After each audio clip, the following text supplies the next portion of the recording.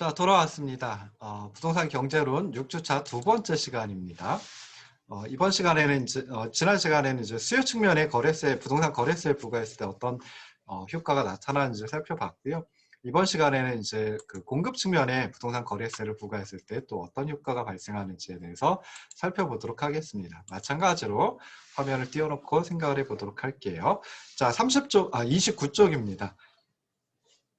공급 측면에 대한 부동산 거래세 부과의 효과인데요. 자, 신축 주택 시장의 이제 수요 측면이 아니라 공급 측면, 즉 생산자나 공급자에게 단위당 세액 T1의 거래세를 부과하면 자 어떻게 되는지 한번 살펴보도록 하겠습니다. 그래서 맨큐의 3단계 분석 방법 이용하면요. 첫 번째 단계에서 보면 생산자, 공급자, 공급 측면에 부과를 했기 때문에 당연히 공급에 영향을 미친다라고 생각을 해볼 수 있죠.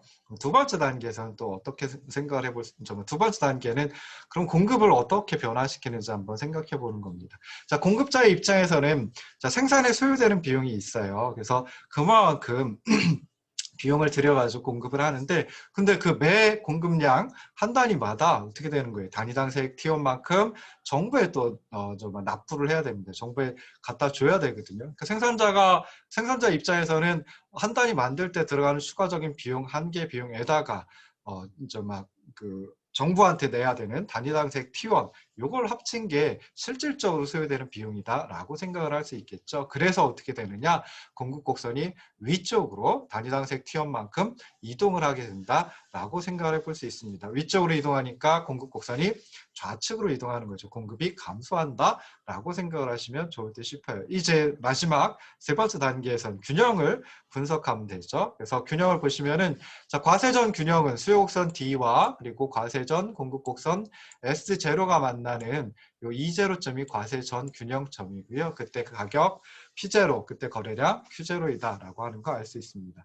과세 후에는 요 수요 곡선 D와 그리고 과세 후 공급 곡선 S1이 만나는 점이니까 여기서 A점, 이 원점이 바로 이제 과세 후의 균형점이다. 새로운 균형점이다라고 생각해 볼 수 있어요. 그때 가격은 PD1이 되고요. 그때 거래량은 Q1이 된다라고 생각해 볼 수 있습니다. 그래서 균형 가격은 상승하고 균형 거래량은 감소한다라고 하는 걸 알 수 있죠. 근데 이때도 마찬가지로 PD1이라고 하는 가격은 소비자가 생산자한테 지불하는 가격입니다. 근데 생산자는 소비자한테선 PD1의 가격을 지불받지만은 근데 정부한테 매 단위당 T1을 납부를 해야 되거든요. 그러니까 한 단위 만들어 팔 때 소비자한테 지불받는 가격은 PD1인데 그 중에 단위당 세액 T1을 갖다가 빼준 거 단위당 세액 T1이 요 두 공급 곡선의 차이니까요. 결국 여기서 보시면 A점하고 B점의 차이 그만큼이 단위당 세액 T1이다라고 생각해 볼 수 있고요. PD1과 그리고 PS1의 차이 요만큼이 또 단위당 세액 T1하고 마찬가지가 됩니다. 그래서 공급자가 실질적으로 지불받는 가격은 소비자한테서는 PD1의 가격을 지불받지만 그렇지만 단위당 세액 T1만큼은 정부한테 갖다 내야 되니까 실질적으로 지불받는 가격은 PS1이다라고 생각을 해볼 수 있습니다. 그래서 이렇게 해가지고 마찬가지로 정부가 공급 측면에 부동산 거래세를 부과한다라고 하더라도 소비자가 지불하는 가격 PD1 그리고 생산자가 실질적으로 지불받는 가격 PS1 해가지고 가격의 차이가 나는 거죠. 자, 그러면은 이것도 이제 가격 쐐기라고 생각을 해볼 수 있습니다. 자, 소비자의 입장에서는 과세 전에는 가격 P0 지불했는데 과세 후에는 PD1의 가격을 지불합니다. 그러니까 지불하는 가격이 더 높아졌으니까 소비자잉여 줄어든다라고 생각해 볼 수 있죠. 자, 생산자의 입장에서는 과세 전에 P0의 가격 지불받았는데 이제 과세 후에 실질적으로 지불받는 가격이 PS1입니다. 물론 PD1의 가격을 소비자한테서 지불받아요. 그렇지만 그중에 단위당 세액 T1만큼은 정부한테 갖다 내야 되기 때문에 실질적으로 생산자가 지불받는 가격은 PS1이다라고 생각해 볼 수 있습니다. 그러면 생산자잉여도 줄어든다라고 생각해 볼 수 있겠죠. 그래서 소비자잉여 그리고 생산자잉여 과세 전과 과세 후에 어떻게 되는지 얼마만큼 차이가 나는지 그런 걸 또 이제 생각을 해 보려고 합니다. 자, 과세 전에는 P0의 가격에 Q0만큼 소비자가 구입할 수 있었습니다. 그래서 소비자 잉여는 얼마만큼이 될까요? 수요 곡선 아래에 있으면서 가격 P0에서의 수평선 위에 있는 면적, 즉 다시 말해서 삼각형 P0, F, E0 요만큼이 과세 전 소비자잉여입니다.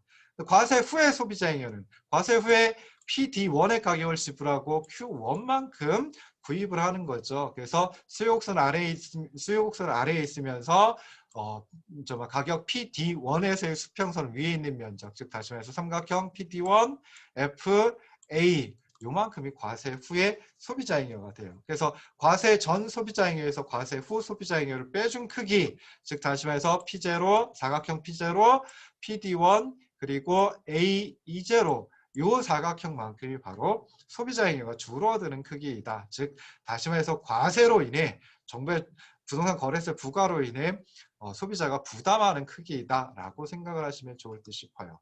자, 그리고 생산자잉여도 과세 전 생산자잉여는 P0의 가격에 Q0만큼 판매를 했습니다. 그래서 P0에서의 수평선 아래에 있으면서 공급곡선 위에 있는 면적, 즉 삼각형 G, P0, E0 이게 과세 전 생산자 잉여예요.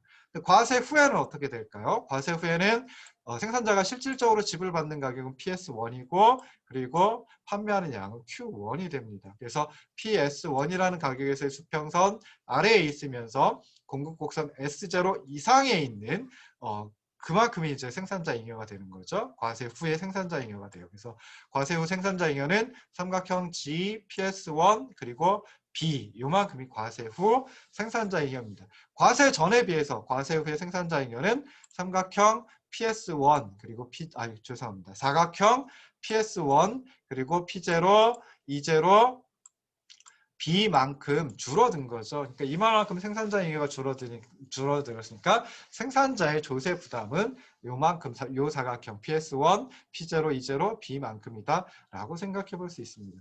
이때도 마찬가지로 정부가 시장에 개입을 한 거죠. 시장에 참여를 했습니다. 경제 주체로 참여를 했습니다. 그래서 정부의 조세 수입은 얼마만큼일까 라고 하는 것도 찾아볼 수 있겠죠. 그것도 이제 총이율을 구성하는 한 요소가 되니까요.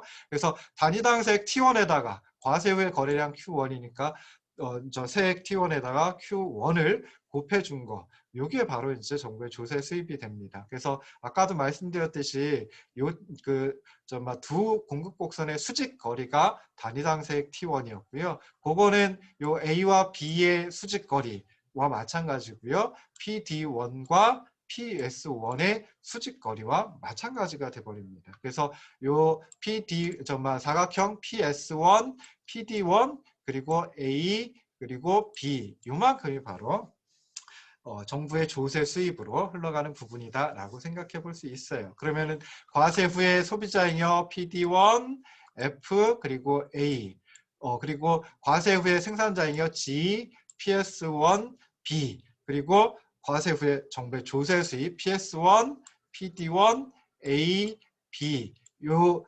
놈들을 합치면 과세 후에 총이익가 되죠. 그래서 과세 후에 총이익은 사각형 G, F, A, B가 되는데요. 과세 전의 총이익은 과세 전 소비자잉여, 과세 전 생산자잉여 합쳐놓은 거 삼각형 G, F, E0만큼이 되죠. 그래서 마찬가지로 공급 측면에 부동산 거래세를 부과한다라고 하더라도 총이익은 삼각형 B, A, E0만큼 줄어들게 됩니다. 그래서 이놈을 갖다가 또 마찬가지로 조세의 초과 부담이다. 부동산 거래세의 초과 부담이다.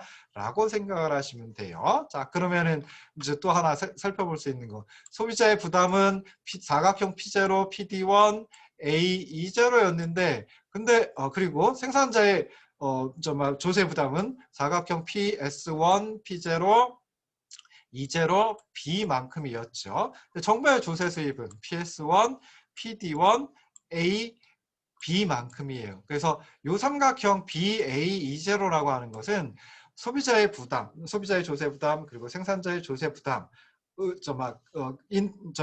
중에 그러니까 소비자가 부담했고 생산자가 부담했는데 정부의 조세 수입으로 연결되지 않는 크기이다라고 하는 거죠. 그냥 공중으로 붕 떠버렸습니다. 사라져 버렸습니다. 그래서 아까 자중 손실, 사중적 손실이라고 표현을 했던 거고요. 또 요만큼을 조세의 초과 부담이라고 한다라고 하는 것까지 생각을 하시면 좋을 듯 싶습니다. 그래서 여기서도 마찬가지로 자, 정말 생산자가 조세를 정부에 납부하긴 합니다. 근데 실질적으로는 소비자와 생산자 모두 조세를 부담해요. 수요 측면에 부동산 거래세를 부과했을 때도 마찬가지고요.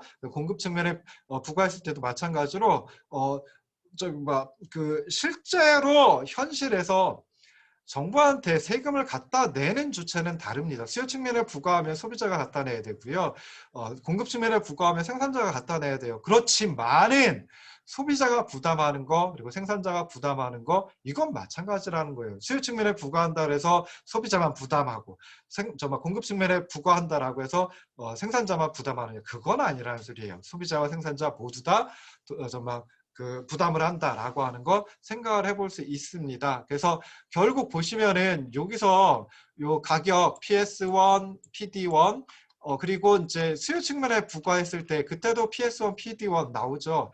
이 두 그림은 정확하게 일치해요. 그러니까 균형 가격의 변화, 그러니까 균형 가격의 변화인데 이제 소비자가 생각하는 소비자의 수요 가격의 변화, 그리고 생산자의 공급 가격의 변화 마찬가지고요. 균형 거래량도 Q0에서 Q1으로 정확히 동일한 크기만큼 감소를 하게 됩니다. 그래서 여기서 뭘 생각해 볼 거냐? 조세가 수요 측면에 부과되든 공급 측면에 부과되든 시장에 미치는 경제적 효과, 즉 다시 말해서 경제적 후생의 변화, 뭐 이런 효과, 그리고 이제 균형 거래량의 변화, 균형 가격의 변화. 여기서 균형 가격은 이제 소비자의 수요 가격, 생산자의 공급 가격의 변화예요. 그래서 이런 것들은 몽땅 다 전부 다 동일하다라고 이제 생각을 하시면 좋을 듯 싶습니다. 그리고 조세가 수요 측면에 부과되든 공급 측면에 부과하든 초과 부담의 크기는 동일하게 나타난다. 유일한 차이는 무엇이냐라고 했을 때 누가 조세를 정부에 납부하느냐 이 차이밖에 없다라고 생각을 하시면 좋을 듯 싶어요. 그래서 수요 측면에 부과하면 소비자가 정부한테 세금을 내야 되는 거고요. 부동산 거래세를 내야 되는 거고요. 공급 측면에 부과하면 생산자가 부동산 거래세를 정부에 갖다 내야 된다. 그 차이밖에 없다라고 생각을 하시면 돼요. 자, 그런데 정부의 입장에서는 조세를 갖다 거둘 때 들어가는 여러 가지 비용들이 있어요. 그래서 그걸 크게 이제 납세 협력 비용하고 징세 비용 이 두 가지로 생각을 해볼 수 있습니다. 그래서 납세 협력 비용은 징수 방법에 따라 가지고 이제 좀 차이가 나기도 하고요. 납세자가 납세를 얼마나 잘 하는지, 잘 수능을 하는지, 잘 따르는지와 관련된 거예요. 그래서 예를 들어 대부분 이제 보통 신고를 하는, 정말 보통 징수 방법을 이용을 하는데요. 보통 징수 방법은 정부가 세액까지 계산을 해가지고 너 이만큼 내라고 하면 정말 납세자가 정부한테 갖다 내는 겁니다. 그럼 이럴 때는 납세자 입장에서는 납세 협력 비용이 그렇게 크게 들어가질 않죠. 근데 신고 납부하는 그런 경우도 있습니다. 소득세 같은 경우에는 소득세액을 정말 납세자가 계산을 해가지고 그만큼 갖다 내야 되거든요. 근데 납세자가 소득세액을 갖다가 계산하는데 시간도 들어가고요. 비용도 많이 들어갈 수 있습니다. 그래서 이렇게 신고 납부할 때는 이제 납세자의 납세 협력 비용이 더 커진다라고 생각해 볼 수 있어요. 자, 징세 비용은 납세 의무자의 수하고 관련이 많습니다. 그래서 납세자의 수, 납세 의무자의 수하고 관련이 많은데요. 납세 의무자의 수가 더 많아질수록 징세 비용도, 정부의 징세 비용도 더 커질 수밖에 없거든요. 그래서 일반적으로 부가가치세가 거래세 중에 하나인데요. 부가가치세 수요 측면하고 공급 측면 보면 누가 더 많을까요? 누가 더 적을까요? 공급자, 즉 생산자의 숫자가 소비자의 숫자보다 더 적은 게 일반적입니다. 그래서 공급 측면에 부과를 하는 거예요. 그래서 그러면 이제 징세 비용 적어지고 그래서 과세 비용이 조세와 관련된 비용이 더 적어지거든요. 행정적인 비용이 더 적어지거든요. 그래서 이런 면에서 이제 부가가치세는 공급 측면에 부과를 하는데요. 근데 이제 부동산 거래세 대표적인 게 취득세인데요. 취득세 같은 경우에는 공급 측면에 부과를 하는 게 아니라 수요 측면에 부과를 합니다. 그러니까 부동산을 구입한 쪽에다가 취득세를 부과를 하거든요. 그 이유는 무엇일까요? 공급 측면이나 수요 측면이나 참여하는 숫자는 거의 비슷할 거예요. 그렇게 큰 차이는 없을 거예요. 그래서 증세 비용의 차이, 이건 뭐 별로 크지 않다라고 생각해 볼 수 있습니다. 그런데요, 다른 비용이 또 들어갈 수 있어요. 만약에 공급 측면에 부과를 했어요. 근데 공급자가 이미 팔고 나간 거죠. 그런데 공급자한테 너 이거 이만큼 가격에 팔았으니까 취득세, 그러니까 부동산 거래세를 이만큼 내라고 하면은 공급자가 난 없어, 세금 날 거 없어, 그냥 뭐 알아서 해, 막 이런 식으로 나오면 정부가 그 부동산 거래세를 징수할 방법이 없어요. 그런데 이제 수요 측면에다 부과한다라고 하면 어떻게 될까요? 수요자 입장에서는 부동산을 구입을 한 거예요. 매입을 한 거예요. 부동산이 있어요. 있으니까 정부의 입장에서는 만약에 수요자가 매입자가 세금을 안 낸다, 부동산 거래세를 내지 않는다라고 하면 어떻게 하면 되겠어요? 그 부동산에 대해서 뭐 압류를 한다든지 할 수가 있겠죠. 그래서 세금을 정확히 거둘 수가 있습니다. 그래서 그런 점에서 부동산 거래세는 우리나라의 대표적인 부동산 거래세가 취득세인데요. 부동산 거래세는 수요 측면에 부과하고 있다라고 생각을 하시면 좋을 듯 싶습니다. 자, 이렇게 해가지고 조세가, 즉 부동산 거래세가 시장에 미치는 영향, 효과에 대해서 살펴봤습니다. 수요 측면에 부동산 거래세를 부과할 수도 있고 공급 측면에 부동산 거래세를 부과할 수도 있는데 하나만 기억하시면 하나만 기억하면 안 되겠죠. 다 기억하셔야 되겠지만 그래도 어느 쪽에 부과하든 경제적인 효과는 동일하게 나타난다라고 하는 걸 이제 생각하시면 좋을 듯 싶습니다. 제가 중간에 설명을 안 드렸는데요. 종량세 해가지고 단위당 세액 T1으로 부과하면은 이렇게 수요 측면에 부과하면 수요 곡선이 평행으로 이동을 합니다. 평행으로 아래쪽으로 이동을 합니다. 공급 측면에 부과하면은 공급 곡선이 위쪽으로 평행하게 이동을 합니다. 그래서 이게 이제 종량세, 단위당 세액 T1 이런 형태로 조세를 부과했을 때는 평행하게 이동을 하고요. 근데 그게 아니라 일반적으로 종가세라고 하는 거, 즉 세율 몇 퍼센트 뭐 이런 식으로 부과를 하면요, 그때는 평행 이동이 아니라 회전 이동을 하게 돼요. 그래서 공급 측면에 부과하면 이 공급 곡선 쭉 따라와가지고 이쪽에 없긴 하지만은 쭉 따라와가지고 횡축과 만나는 절편이 있을 거예요. 그래서 그 점을 기준으로 해서 왼쪽으로, 여기서 위쪽이죠, 위쪽으로 회전 이동을 해버립니다. 그래서 분석하는 게 좀 어려워져요. 그래서 종가세가 아니라 종량세, 단위당 세액 T1 뭐 이런 형태로 부과했을 때 경제적 효과를 살펴봤습니다. 자, 그리고 나서 이제 생각해 볼 게 시장 실패입니다. 그래서 시장 실패라고 하는 거, 좀 전에 이제 후생 경제학의 제일 정리에 대해서 잠깐 얘기를 한 적이 있어요. 그래서 경쟁 시장의 균형에서는 자원 배분의 효율성을 달성한다라고 하는 게 이제 후생 경제학의 제일 정리인데요. 자, 이 후생 경제학의 제일 정리는 아담 스미스가 얘기한 보이지 않는 손하고 또 연결이 됩니다. 그래서 수많은 소비자들, 생산자들의 이기적인 자기 자신의 이익을 추구하는 행위가 결국 보이지 않는 손, 가격에 의해서 사회 전체에 가장 바람직한 결과를 가져온다라고 하는 것. 이게 이제 후생경제의 제1정리 의미입니다. 자, 그런데 몇몇 가지 이유 때문에 시장 기구가 자원 배분의 효율성을 달성하지 못하는 상황이 나타날 수 있고요. 이것을 갖다가 시장이 실패했다라고 얘기를 합니다. 그러니까 시장이 제 역할을 하는데 실패했다. 어떤 역할이요? 자원 배분의 효율성을 달성해야 되는데 그렇지 못했다. 라고 하는 걸 시장 실패라고 일반적으로 부르고 있습니다. 시장 실패 몇 가지 요인이 있는데요. 한 5가지 정도 생각을 해볼 수 있습니다. 그래서 불안정 경쟁, 그리고 외부 효과, 공공재해 존재, 비용 감소 산업, 불안전 정보, 이 5가지로 생각을 해볼 수 있는데요. 자, 시장이 우리가 처음에 수요 공급 비용 얘기를 할 때 전제가 있었죠. 가정이 있었죠. 시장은 완전 경쟁 시장이다라고 하는 거였어요. 근데 완전 경쟁 시장이 깨지면, 완전 경쟁 조건이 깨지면, 그럴 때 이제 불안정 경쟁이라고 얘기를 하죠. 그래서 불안정 경쟁 시장이 되면은 그때는 시장에 맡겨놨을 때 그 자원 배분 효율성을 달성하지 못합니다. 그래서 불안정 경쟁 시장에는 이제 독점이 있고요, 그다음에 과점이 있고요, 독점적 경쟁이라고 하는 게 있습니다. 그래서 독점은 또 이제 공급 독점, 공급 측면에서 독점을 하는 게 있고요, 수요 독점, 수요 측면에서 독점을 하는 경우도 있습니다. 공급 독점을 모노폴리라고 얘기를 하고요, 수요 독점은 모노소니라고 또 표현을 하기도 합니다. 그 다음에 과점, 독점적 경쟁 뭐 이런 것들이 있는데요. 자, 우리 전에 그 경쟁 시장의 균형에서는 자원 배분의 효율성을 달성한다라고 했을 때 그 조건이 있었어요. 수요 곡선의 높이와 공급 곡선의 높이 똑같다. 즉 MB와 MC 한계 편익과 한계 비용이 일치하면 그때 이제 자원 배분의 효율성, 총이효가 자원 배분의 효율성을 달성한다. 총이효가 극대화된다라고 말씀을 드렸거든요. 그래서 MB 이퀄 MC 라고 하는 조건, 한계 편익과 한계 비용이 일치한다. 이 조건이 자원 배분의 효율성을 만족시키는 조건이에요. 근데 1학년 때 혹시 경제학 원론이나 경제학 입문 시간에 보셨을 수도 있는데요. 기업의 이윤 극대화는 그렇지 않아요. 기업의 이윤 극대화는 한계 수입과 한계 비용이 일치할 때 달성된다라고 이제 얘기를 합니다. 그래서 MR 이퀄 MC라고 하는 조건이 기업의 이윤 극대화 조건이거든요. 근데 완전 경쟁 시장 같으면 MR 추가적인 수입, 한계 수입이 가격하고 똑같아요. 그런데 불안정 경쟁 시장 같으면은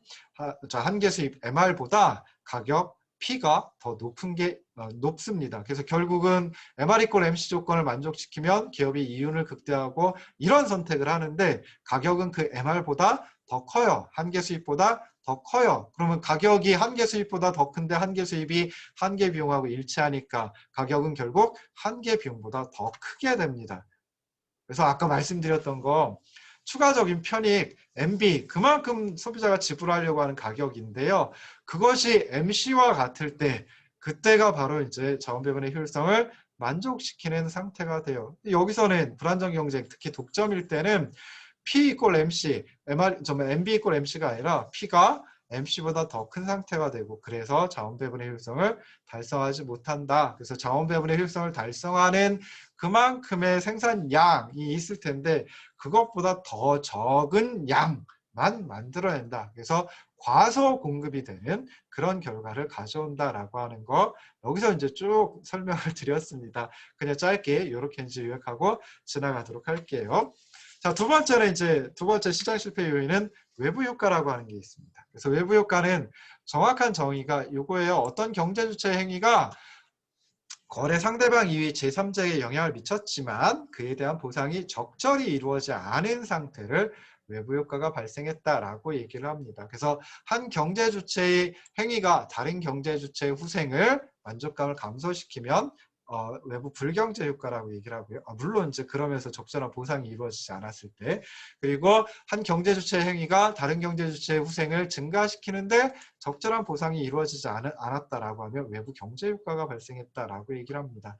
외부 불경제 효과는 부정적 외부 효과라고 이제 얘기를 하기도 하고요. 또 그다음에 외부 경제 효과는 긍정적인 외부 효과다라고 얘기를 하기도 합니다. 그래서 그냥 결론적으로 얘기하면 외부 불경제 효과가 발생하면 즉 부정적 외부 효과가 발생하면 그때는 사회적으로 가장 바람직한 경제적으로 가장 바람직한 즉 자원 배분의 효율성을 만족시키는 그런 생산량 수준보다 더 많이 만들어지게 됩니다. 그래서 과다 공급되는 현상이 발생을 하고요. 그 다음에 외부 경제 효과가 발생을 한다라고 하면 그때는 사회적으로 가장 바람직한 생산량, 자원 배분의 효율성을 만족시키는 생산량보다 덜 만들어지게 됩니다. 그래서 과소 공급된다라고 생각해 볼 수 있어요. 그래서 이게 이제 두 번째 그 시장 실패 요인이고요. 세 번째는 이제 공공재의 존재입니다. 그래서 공공재는 두 가지 특성을 완벽하게 가지고 있는 재화를 공공재라고 얘기를 합니다. 그래서 비경합성, 비배제성 이 두 가지 특성을 가지고 있어야 되는데요. 비경합성은 많은 소비자들이 동일한 양을 동시에 소비할 수 있는 특성입니다. 즉 다시 말해서 소비에 있어서 경쟁, 경합이 발생하지 않는 특성을 비경합성이라고 얘기를 합니다. 비배제성은요. 가격을 부담하지 않아도 소비를 배제시킬 수 없을 때 그때 이제 비배제성이라고 얘기를 합니다. 그래서 그냥 일반적으로는 가격을 지불해야지만 소비에 참여할 수 있죠. 소비에 참여하면서 가격을 지불하지 않는다. 이건 말이 안 되죠. 그런데 어떤 재화의 경우, 즉 공공재의 경우에는 가격을 지불하지 않아도 공공재 소비에 참여를 할 수가 있습니다. 그래서 그런 특성을 비배제성이라고 얘기를 하고요. 이런 두 가지 특성을 완벽하게 가지고 있는 재화를 정확하게는 순수 공공재라고 얘기를 합니다. 그래서 뭐 국방, 뭐 방역, 뭐 이런 것들이 이제 순수 공공재에 포함이 되고요. 그 다음에 또 이제 그 순수 공공재가 아닌 것을 뭐 그냥 비순수 공공재 또는 그 교통 신호등이라든지 근린 공원이라든지 이런 것들은 그 편익이 일부 지역에만 국한되거든요. 그럴 때는 이제 지방 공공재 뭐 이렇게 얘기를 합니다. 그래서 공공재는 어떤 의미에서 외부 효과를 발생시키는 재화 중에 하나이다. 라고 생각해 볼 수 있어요. 정확하게 외부 경제 효과, 긍정적인 외부 효과를 발생시키는 재화 중에 하나이다라고 생각을 해볼 수 있습니다. 아까 말씀드릴 때 긍정적인 외부 효과를 긍정적인 외부 효과가 발생하면 그때는 과소 공급된다라고 얘기했죠. 공공재도 민간에 맡겨놓으면, 즉 시장에 맡겨놓으면 과소하게 공급되거나 아예 공급이 되지 않는 경우도 나타날 수 있습니다. 자, 네 번째는 이제 비용 감소 산업입니다. 그래서 비용 감소 산업은 생산량이 증가함에 따라 가지고 평균 비용이 지속적으로 감소하는 산업을 의미합니다. 어떤 경우에 그러냐면요. 초기에 투자하는 비용 또는 고정 비용이 상당히 많아가지고 그러면 이제 생산량을 증가시켜도 평균적인 비용이 지속적으로 감소하거든요. 어떤 산업이 있냐면 전력이라든지 수도, 가스, 철도 뭐 이런 것들이 비용 감소 산업입니다. 그래서 비용 감소 산업을 감소 산업인데 이걸 시장에 맡겨둔다. 그 민간 부문에 맡겨둔다라고 하면은 과소하게 공급이 이루어지거나 아니면은 아예 공급이 이루어지지 않는 경우도 나타날 수 있습니다. 그래서 시장이 실패하게 되고요. 마지막 불완전 정보의 경우에도 시장이 실패합니다. 그래서 완전 경쟁 시장의 조건 중에 하나가 완전 정보라고 하는 게 있었죠. 근데 완전한 정보, 즉 소비자와 생산자 모두 그 재화와 관련된 완전한 정보, 그 시장과 관련된 완전한 정보를 가지고 있어야 되는데 실제로 그렇지 못한 경우가 많죠. 특히나 이제 정보가 비대칭적으로 존재하는 경우가 많이 있습니다. 그래서 생산자는 정보를 많이 가지고 있고 소비자는 정보를 적게 가지고 있다든지 뭐 이런 경우가 많이 나타날 수 있거든요. 그래서 그럴 때 이제 불완전 정보 라고 얘기를 하고요. 그럴 때는 이제 과소하게 공급이 되는 경우가 많이 나타납니다. 그래서 이런 거 시장 실패 요인 생각해 볼 수 있습니다. 자, 그 다음에 이제 시장 기구와 형평성인데요. 형평성은 참 정의를 내리기가 어려운 그런 용어입니다. 그런데 이제 이런 식으로 정의를 할 수 있거든요. 그래서 생산된 재화로부터 창출되는 편익이 또는 후생이 사회 구성원들에게 골고루 나뉘어지는 것, 이걸 이제 형평성이다라고 생각해 볼 수 있는데요. 형평성은 그 분석자 또는 그 생각하는 그 사람의 주관적인 가치 판단이 개입될 수밖에 없습니다. 그러다 보니까 여러 가지 견해가 나타나요. 그래서 보시면은 모든 사람이 동일한 소득을 얻고 있는 상태, 즉 소득이 균등하게 분배되어 있는 상태, 이때가 소득이 형평하게 분배되어 있는 것이다 라고 생각을 해볼 수도 있고요. 또는 누구든지 그래도 최소한의 소비 수준은 보장이 되어 있으면 그런 정도면 형평성이 충족된다라고 생각을 해볼 수도 있습니다. 그러니까 우리 주택시장 전에 한번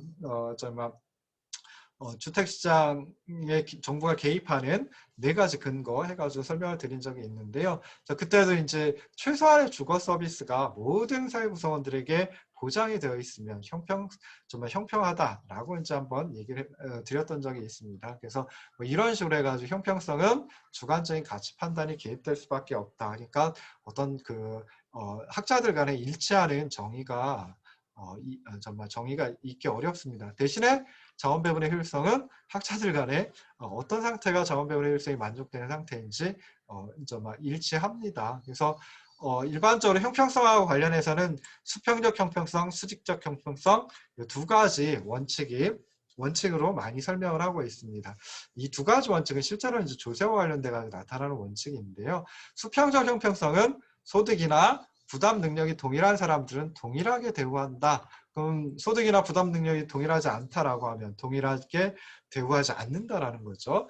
수직적 형평성은 소득이나 부담 능력이 상이한 사람들에게는 그에 상응하는 차별적인 대우를 한다라고 하는 게 수직적 형평성입니다. 그래서 차별적인 대우한다라고 해가지고 뭐 예를 들어가지고 소득에 대해서 어떤 세율을 정할 때 하나의 비율만 정해 놓는다. 그러니까 뭐 얼마만큼의 소득을 얻든지 하여튼 10%를 소득세로 내.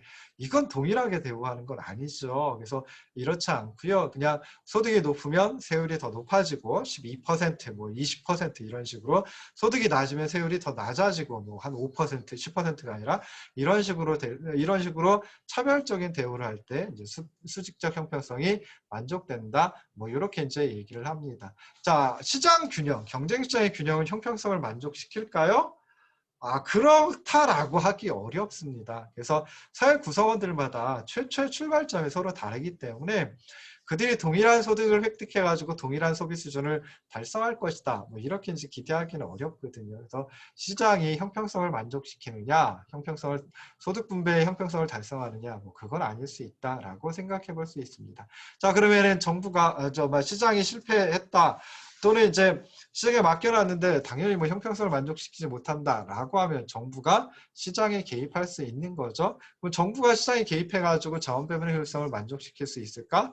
그렇지 못한 상황도 많이 나타날 수 있습니다. 그래서 그럴 때를 갖다가 정부의 실패라고 얘기를 합니다. 그래서 정부 실패는 시장의 실패를 바로잡기 위해서 정부가 시장에 개입하는 것이 오히려 더 바람직하지 못한 결과를 초래할 때 정부가 실패했다라고 얘기를 합니다. 일반적으로 정부 실패는 자원 배분의 효율성 가지고 많이 따져요. 그래서 정말 정부가 개입했는데 자원 배분이 그 이전, 즉 시장에 맡겨놨을 때보다 더 비효율적이 되면은 정부가 실패했다라고 얘기를 하고요.